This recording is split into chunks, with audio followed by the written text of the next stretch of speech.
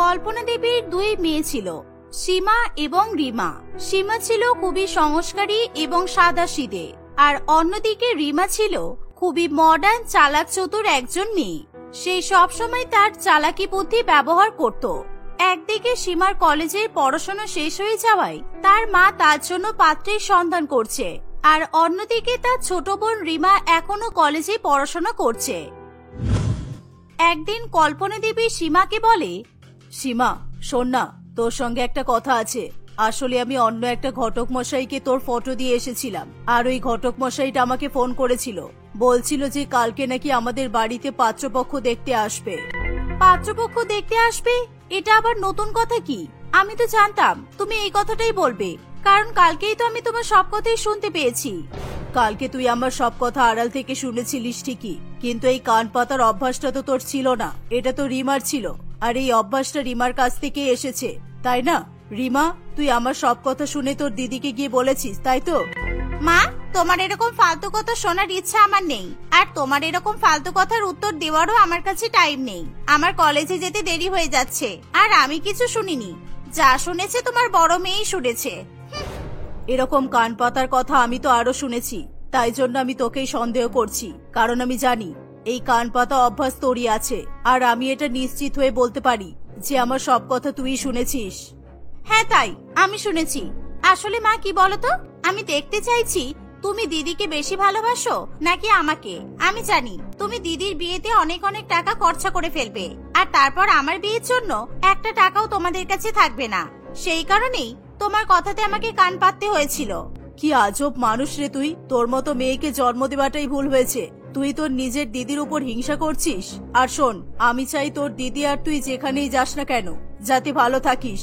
আমি কি তোদের দুই বোনের কোনো ক্ষতি চাইবো? ওর কথা বাদ দাও না মা, তুমিও তো ওর মতোই কথা বলে যাচ্ছ।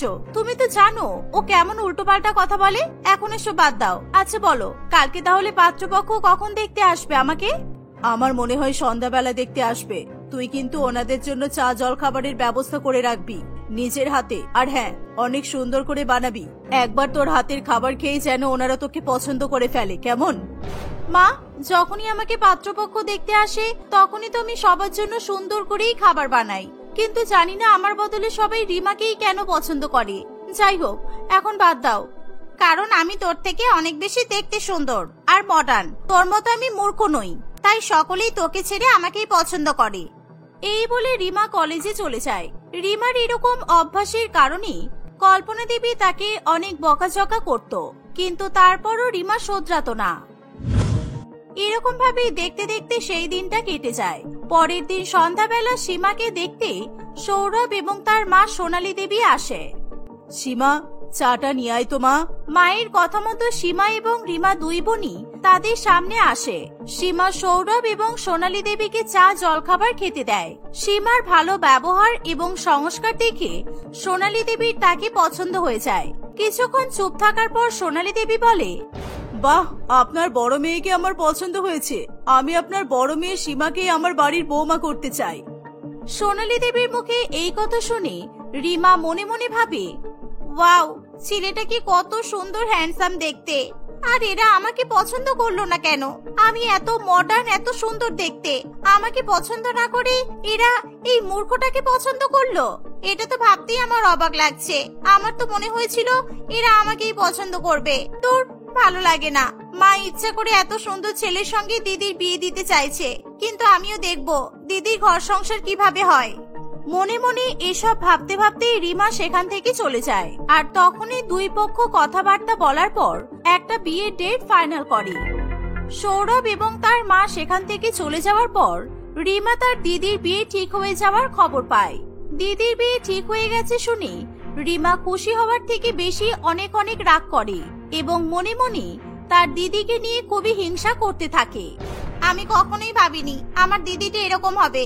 আমি আজকেই বলবো যে আমার সৌরভকে পছন্দ, আর আমি সৌরভকেই বিয়ে করতে চাই।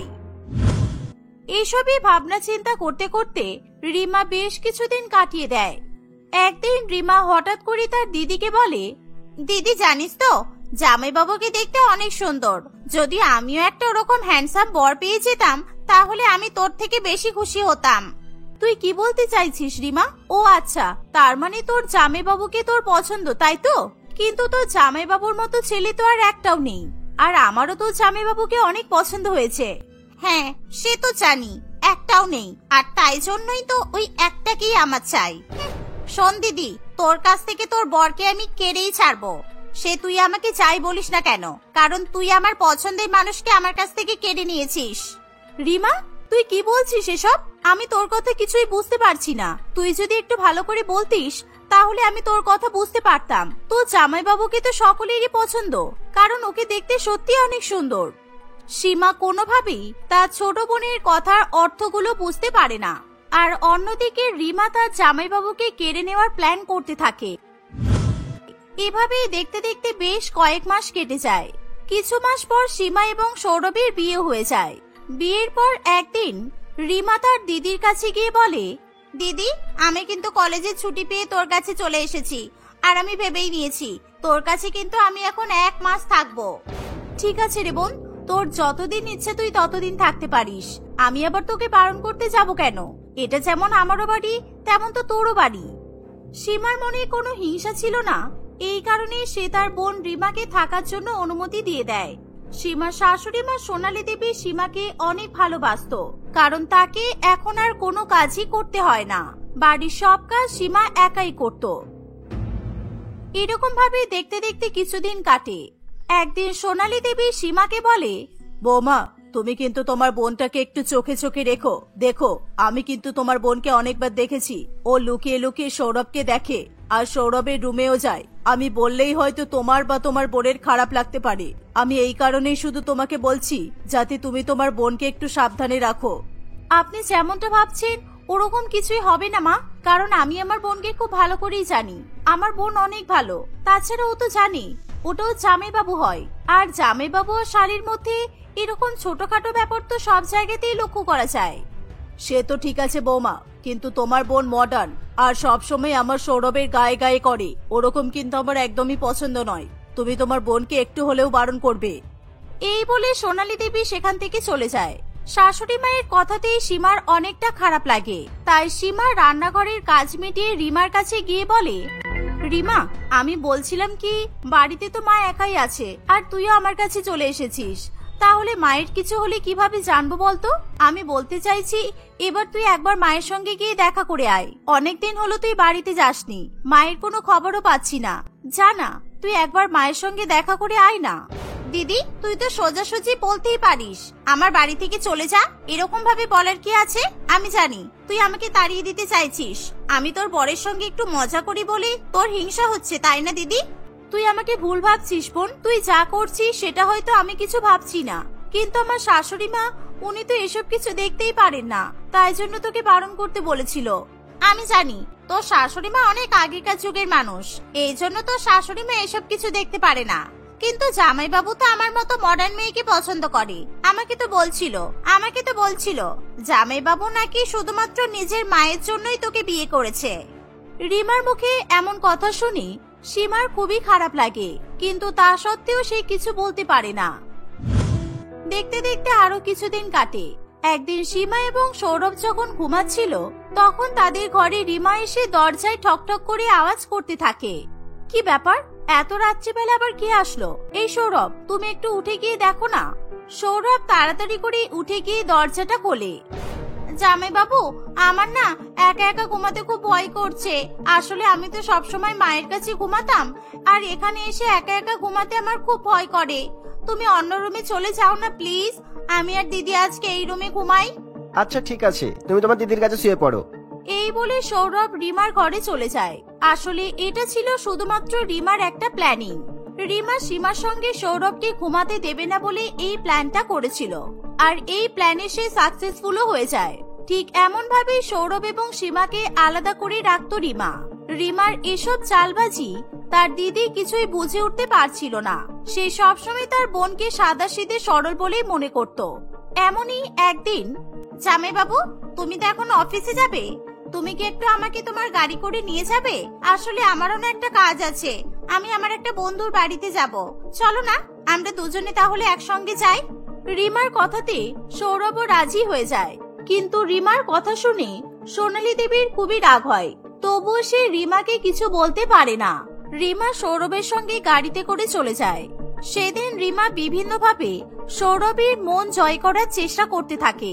সে সৌরভকে নিজে জালে ফাঁসানোর খুব ভালো মতোই চেষ্টা করে।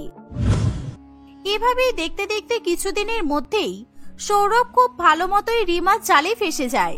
এমনকি সৌরভ এখন রিমাকে পছন্দ করতেও শুরু করেছিল।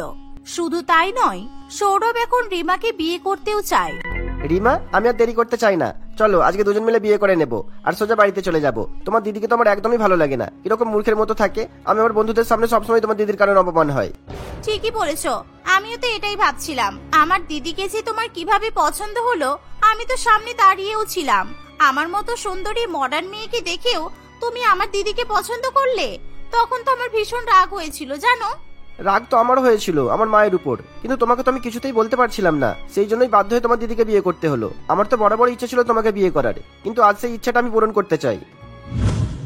এই বলে সৌরভ এবং রিমা দুজনে বিয়ে করে বাড়িতে চলে আসে। তাদের দুজনকে দেখে সীমা একেবারে অবাক হয়ে যায়। আর তখনই সেখানে সোনালী দেবীও চলে আসে। সৌরভ, এটা তুই কি করেছিস? বাড়িতে নিজের বউ থাকা সত্ত্বেও তুই আবার একটা বিয়ে করে নিয়ে চলে আসলি। আর এই যে তোমার উপর তো আমার আগে থাকতেই সন্দেহ হয়েছিল। আমি জানতাম তুমি আমার ছেলেটার মাথা খাচ্ছ, এই জন্য তোমার দিদিকে আমি বারবার করেই বলেছিলাম, কিন্তু তোমার দিদি তো আমার কোনো কথাই শোনেনি। এটা আমি কি দেখছি, আমি নিজের চোখে বিশ্বাসই করতে পারছি না। সৌরভ, তুমি এরকম একটা কাজ করবে আমি তো ভাবতেই পারিনি। আর রিমা, তুই আমার নিজের বোন হয়ে কিভাবে এই কাজটা করতে পারলি? তুই তো খুব ভালো করেই জানিস সৌরভ তোর জামাইবাবু হয়। তুই শেষ পর্যন্ত সৌরভকে বিয়ে করেছিস। তুই তো আমাকে একবার বলতে পারতিস যে সৌরভকে তোর পছন্দ, আমি তো তাহলে সৌরভের সঙ্গে তোর বিয়েই দিয়ে দিতাম। দেখ দিদি, এসব কথা বলে আর কোনো লাভ নেই। এখন তো যেটা হওয়া সেটা হয়েই গেছে। আজ থেকে আমিও এই বাড়ির বউ। সৌরভ তোকে নয়, আমাকে পছন্দ করে, কারণ আমি হলাম মডার্ন আর সুন্দর। কিন্তু তুই মূর্খ। যেদিন সৌরভ তোকে দেখতে গিয়েছিল সেদিনকেই সৌরভ আমাকে পছন্দ করেছিল, কিন্তু যখন আন্টি তোকে পছন্দ করলো তখন সৌরভ আর কিছু বলতে পারেনি, তাই চাপে পড়ে সৌরভ তোকে বিয়ে করেছে। ছি, তোমার দিদির দিকে একবার দেখো। তুমি তোমার দিদির সংসার কিভাবে নষ্ট করতে পারলে? তোমার দিদি কত ভালো মনের মানুষ, তোমাকে কত ভালোবেসে এই বাড়িতে রেখেছিল, আর আজকে তুমি তোমার দিদির সংসার নষ্ট করে দিলে। তুমি একটা বোন হয়ে কি করে এটা করতে পারলে? আর সৌরভ, আমি কিছুতেই এই বিয়ে মানতে পারবো না। তুই যদি এই মেয়েকে আজকে এই বাড়ি থেকে বিদায় না করেছিস তাহলে কিন্তু আমি এই বাড়ি ছেড়ে চলে যাব। তুই কোনটা চাস এবার ঠিক কর। এই মেয়েকে এখনই যেখান থেকে এনেছিস সেখানে দিয়ে আয়। আর তুই যদি এটা না করেছিস তাহলে কিন্তু তুই আমার মরা মুখ দেখবি। আমার বৌমা একটাই, আর সেটা হলো সীমা। সৌরভ তার মায়ের কথা শুনে কি করবে কিছুই বুঝে উঠতে পারে না। সে খুব ভালো মতোই বুঝতে পারে রিমা জালে ফেসে গিয়ে সে খুব ভুল কাজ করেছে।